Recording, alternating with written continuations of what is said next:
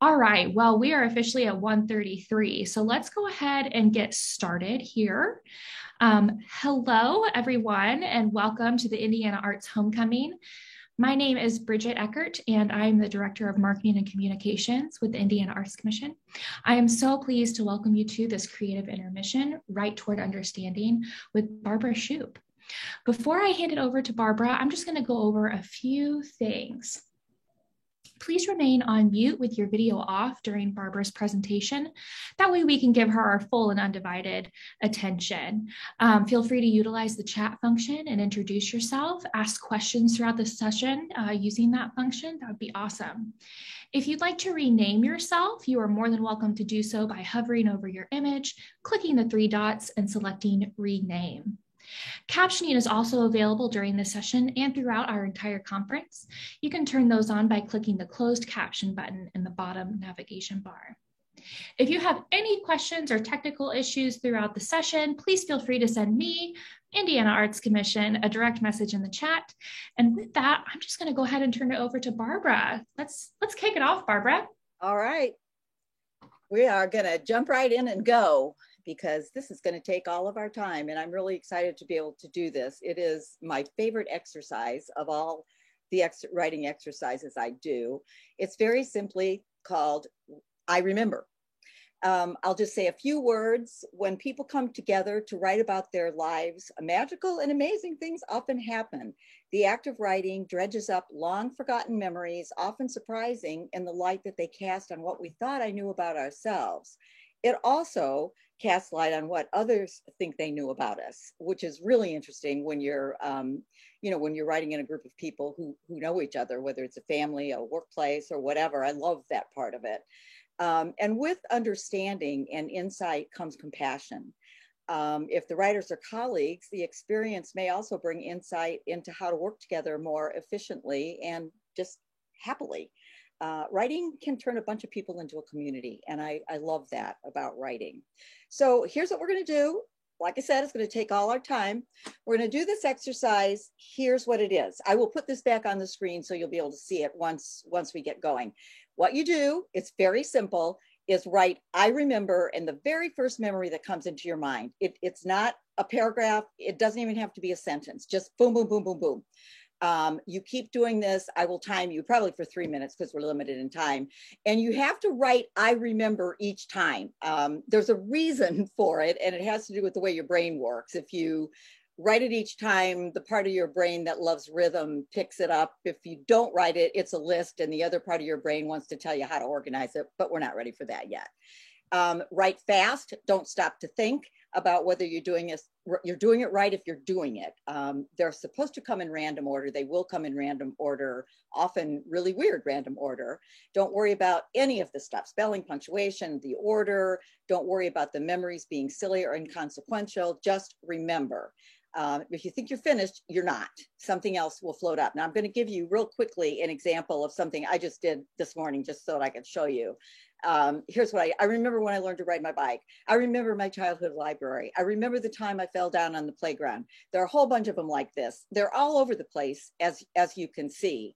And so that's what happens when your head just is allowed to do whatever it wants to do, which is sometimes a little alarming, but also extremely entertaining. So that's what we're going to do right now. Take your pen out, pencil, whatever, and begin to write right this second. I remember, I remember, I remember. And I will time you for 3 minutes and let you know when the time is up. Go.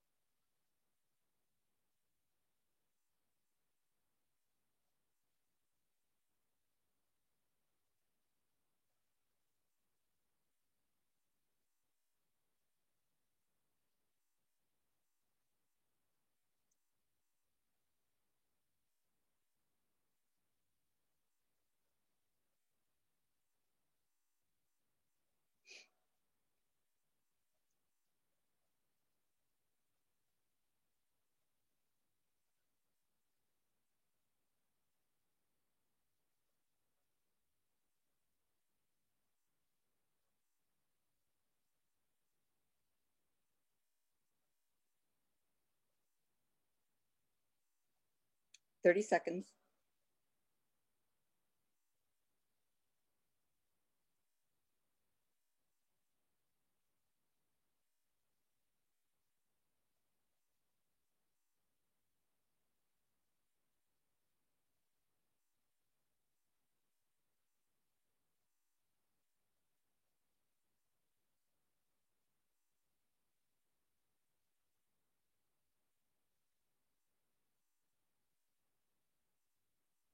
Okay, stop. It's very strange not seeing anybody. I feel like I'm talking into the void, but I know you're doing this. So we'll move on to the next step of the exercise. And generally speaking, by this time with 3 minutes, you might have as many as 10 or more of these, sort of depending on how fast you write and how much your brain tried to keep you from doing this because it's so strange. So step 2 is, looks like this. I remember Redux. We're going to do it again. And so what you do this time is you choose one of the memories to work with. Something you can see vividly in your mind's eye. The shorter period of time it covers, the better. And I'll backtrack just 1 second to say every single thing you remembered is sort of like a tiny first draft, a bit of writing that can be developed. And that's what writing is. It's a long process. So it really is wonderful to think of it as a little draft. So you're going to repeat this exercise with the memory of your choice, dredging up details about that particular moment or experience in your life for 3 to 5 minutes. The great thing about this exercise is that you're writing from a picture, so you don't have to think about what to write. You just have to keep looking at the picture in your mind's eye. And then after that, we're going to free write the memory of that, or the story of that memory. So you're going to choose a memory. You're going to repeat, I remember. I will give you 3 minutes and tell you when 3 minutes are over. And then, 3 minutes. And then when 3 minutes are over, you're just going to start writing off the top of your head. Not worrying about anything. Use the details you remembered as you need them. Feel free to add new details as they occur. Sometimes it helps to write in the present tense as if the memory is unfolding as you write. I go up the stairs as opposed to I went up the stairs. It's amazing. Writing is all about finding ways to trick your mind into the place where it can let you write. Don't worry about spelling, punctuation, or organization, but do stay focused on that one memory the whole time that you're writing. If you get stuck, look to your list of memories and details, pick one, and then keep going. If it's out of sequence, who cares? Remember, this is the first draft, so you can go back and change things around later. Example. I chose this one. I remember when our VW got stuck going uphill on a snowy day in Michigan. I remember the van was orange. I remember how ice formed on the insides of the windows in winter. I remember we all had to get out and push it. I remember my mother-in-law was wearing her mink coat. I remember my father-in-law bossing us around. So you can see my favorite one that I remembered was, of course, my mother-in-law trying to run in the high-heeled boots. That was very entertaining to me. And I hadn't really remembered that part of it. So sometimes when you do this, all kinds of interesting stuff floats up. But as you can see by the details, it's a specific moment. It doesn't cover much time. But there's a lot going on in that moment, and that's what we're looking for. So I'm going to go back to the slide with the directions. And now I'm going to time Barbara? you. You're doing a great job explaining this, Okay. but I just want to let you know, we actually don't see your slides right now. So, oh, you're kidding. How sad is that? Why is that? They're on, okay. They look just like they looked. Yeah, come back over to the Zoom screen where you can see me. I don't know how to do that. Okay, you can go ahead and. Maybe I do. Am I there now? Huh. You can press escape on your keyboard. That'll take you out of full screen mode. That I can do. Okay. And then you should see me. I see. And then and come some down. Of you others. Yeah, and come down to where you would put yourself on mute if you wanted to, and press that green share screen button. Okay. There we go. Again. Yeah, and choose your PowerPoint. Choose. Let's see. Sorry, everyone. You're doing a great job explaining. I almost didn't want to say anything. Well, good. I know you. I have done slides. it many times. So, all right. Are we there yet? Let's see. No. Okay. Now. There we go. We can see. All right. And we're just going to maybe not. So I go to then to podium, right? Yep, go to podium. Okay. Now do you see it? Now it's perfect. Oh, yay. Okay. I'll just leave that on the screen for 1 second so that you can see my example of how I did this exercise and what I came up with in just a few minutes. All right, so I'll go back to the information screen, and I am going to give you 3 minutes and hope that I stay here. Okay, go.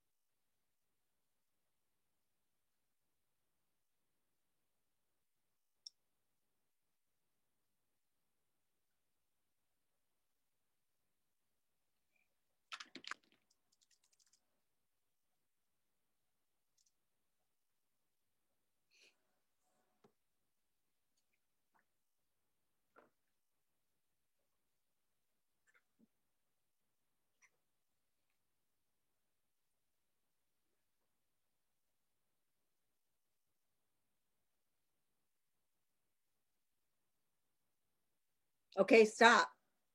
3 minutes are up, and what I want you to do now is just jump into, maybe sit for a second, bring that image into your mind's eye, and do this. Close your eyes, and with your eyes still closed and the scene in your mind's eye, look up, look down, look to one side of you, and then the other side, and look behind you and see if you notice anything else about that scene that you didn't notice before. And if you want to take a few minutes or a few moments to jot those things down, that would be great. I'm always astonished that more does come.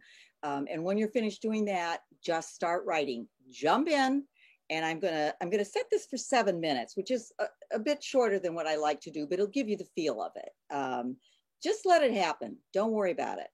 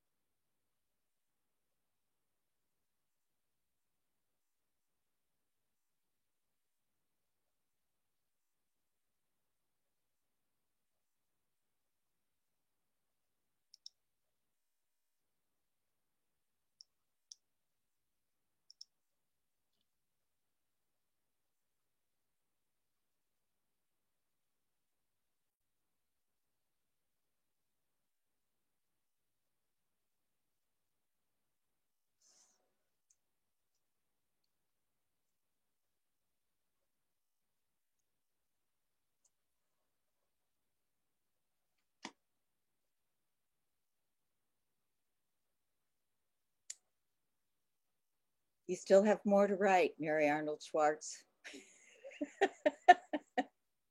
I can see you. Keep going.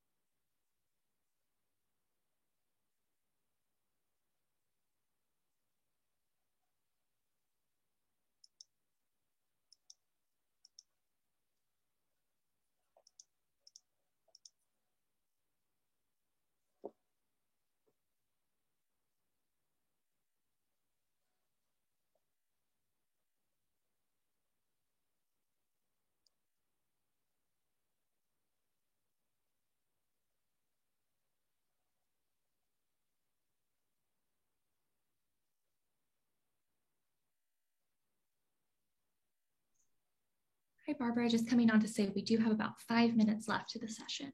Okay, perfect.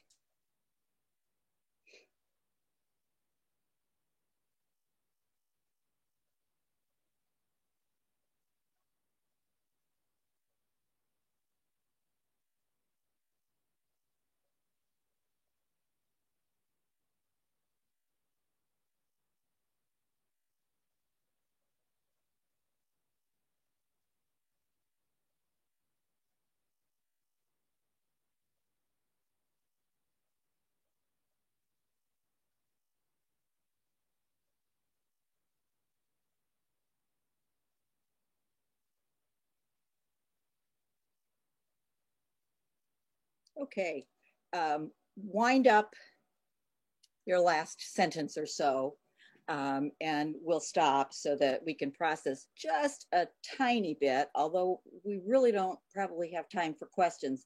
I'm going to put this on the screen for you. If you have questions that about the process, I'd be glad to answer them. Put them in the chat and I'll email you or whatever, or join the Facebook group that we created for this session and ask them there. You can also share your writing and comment on the exercise on the Facebook page. I did this last year in the summer of the pandemic, and with a bunch of people, and it was wonderful just to, put our stuff on and just, kind of chat back and forth online. So if you'd like to use to receive a copy of the exercise, you can see my email at the bottom. A few things. Mary, didn't mean to call you out, but it just amused me because it happens all the time and I love to watch people write, and you do get stuck, but there's always more because you kept going, didn't you? Yeah, and a little girl I've done this exercise with everybody from 6 to 96 probably, but a little girl in a classroom, one of those little girls who always followed the rules, she just couldn't do this. And I had to ask her a couple of times, no, you just keep writing, don't worry. And then all of a sudden she just took off writing.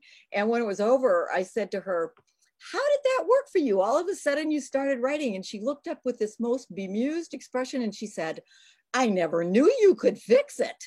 And, I hope she remembers that all her life, because people don't know that about writing. You don't get it on the first draft. It always takes a lot of drafts. And this is a great way to start, as opposed to, try to squeeze it out sentence by sentence. A few things happen, which I hope happen to you. It feels better to write this way than in the way that you're used to writing. And it's because you're writing from an image as opposed to this building sentence by sentence thing. And you're not writing from an image, you're writing from an idea, which is not a picture. You get an authentic voice, which is your voice. You surprise yourself, which I love. Writing is a process. You end up with a draft that you can work with and add to it, subtract to it, play with it, see what else it wants to say. The ways that you can use this with your work is it's a great warm-up exercise at a conference or something like that for people to get to know each other better.